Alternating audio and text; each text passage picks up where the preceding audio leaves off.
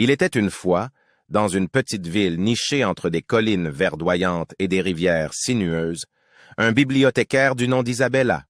Elle avait passé toute sa vie à préserver les histoires de la ville, soignant chaque livre comme un trésor précieux. Mais un jour, un étrange livre ancien attira son attention. Ce livre ne portait pas de titre et était dissimulé dans un coin sombre de la bibliothèque. En l'ouvrant, Isabella découvrit qu'il était écrit dans une langue étrange et mystérieuse. Intriguée, elle a commencé à traduire le texte et a réalisé qu'il racontait l'histoire d'une ancienne civilisation disparue.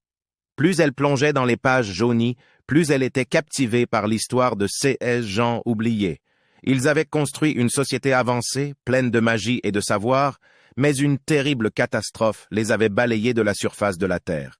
Isabella ressentait un frisson d'excitation en découvrant que l'emplacement de cette civilisation perdue était indiqué dans le livre. Poussée par la curiosité, Isabella décide de partir à l'aventure pour retrouver les vestiges de cette ancienne civilisation. Elle prépara son sac avec des provisions, prit le livre mystérieux et se mit en route à travers les collines et les vallées, suivant les indices laissés dans les pages du vieux manuscrit. Son voyage la conduit à travers des terres sauvages et des forêts épaisses. Elle rencontra des créatures étranges et fit face à des défis inattendus, mais rien ne pouvait entamer sa détermination. Finalement, elle atteignit un endroit reculé où des ruines majestueuses s'élevaient du sol, témoin silencieux de l'ancienne grandeur. En explorant les ruines, Isabella découvre des artefacts magiques et des inscriptions qui révèlent les secrets de la civilisation perdue. Elle réalise que ses connaissances pourraient changer le cours de l'histoire de sa propre ville. Cependant, elle comprit également que le pouvoir de ces découvertes devait être traité avec précaution. De retour chez elle, Isabella partagea ses découvertes avec les érudits et les chercheurs de sa ville.